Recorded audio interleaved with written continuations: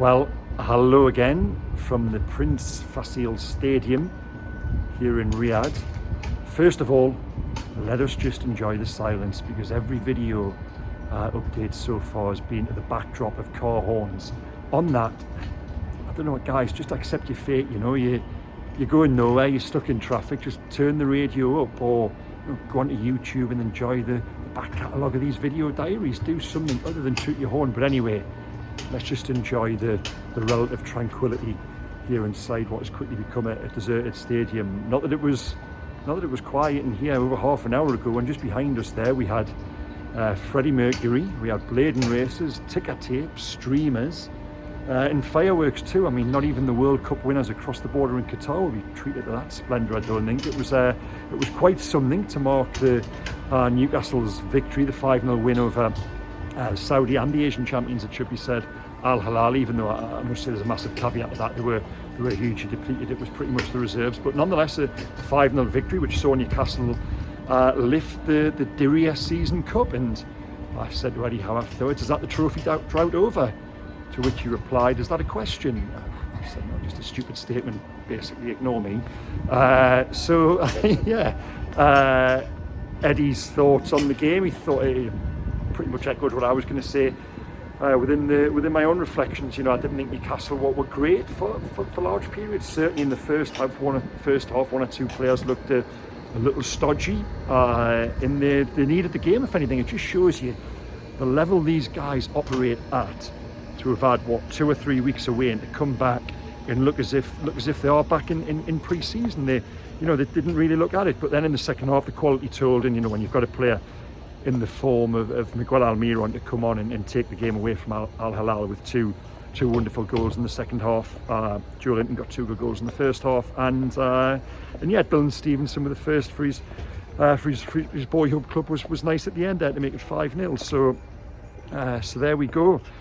I've just got Lee Ryder over my shoulder there recording his own rival video diary, but you know, the money's for both videos, as Brent once said. But so let's have a little wander around the stadium. I'll give Lee's own space there.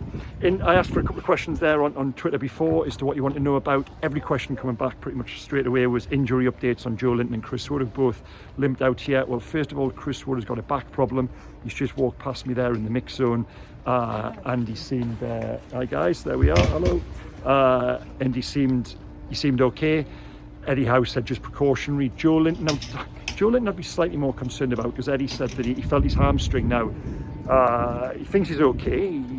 Eddie said it was nothing to worry about, but we have heard those sorts of noises before, so a little bit of a concern there, especially given how good Joelinton was in the first half. He was the one player who looked, you know, up and at it. He was terrific. Joelinton and Miguel Almiron, certainly the two who really picked up their form from before the break for the World Cup. So yeah, a 5-0 victory, and other questions to come in were out of the young boys who look good. Well, yeah, the 4 or 5 who have travelled here all got on, and the game was a little bit stretched towards the end, but you know, I've made my feelings known on the likes of Alex Murphy and Joe White before. I thought Murphy did well, cut out one or two moments of danger. Yeah, and they'll be pleased themselves, and you know, nice for Stevenson to get that goal. But the man of the match, and the guy we've just spoken to downstairs there, who probably looks as if he's won himself an extended stay at Newcastle on the back of that, if he hadn't done already, was Loris Karius. Now, I think the intro I wrote for my report for Mail Online, Daily Mail, was, you know, Joelinton and Miguel Almiron scoring goals for fun, and Loris Karius making wonder saves. Now there's a sentence you never thought you'd be reading or writing a few years back, is it? And those 3 really were the stars of the show, but not more than Karius. And got a serious, had a nice little chat with him there, and I'm pleased for him. I am, because it's nearly 2 years, approaching 2 years in February since he made his last competitive start. So to come in here tonight and play the way he did, I think mentally that will do him the absolute world of good. His deal does expire in January. He wants to stay, Eddie wants him to stay, so I think we should probably see some movement on that. Amanda Staveley was sat up in the director's box behind me then. She was sat with Yasser Romayan, and yeah, their first conversation in terms of January business probably should be an extension for the German goalkeeper. yeah, and like I say, he was probably the big story to emerge from the night. In the end, a fairly comfortable victory, and a nice way for them to round off this stay here in Saudi Arabia. Another day's training tomorrow before they head back, and I'll just give you a little scan of the stadium so you can get a feel for it. But again, guys, thank you for listening.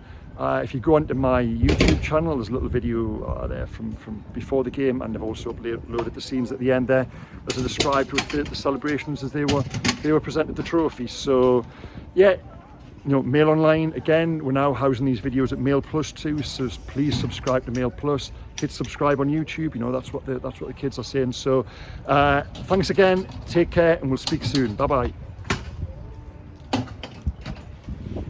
One last spin.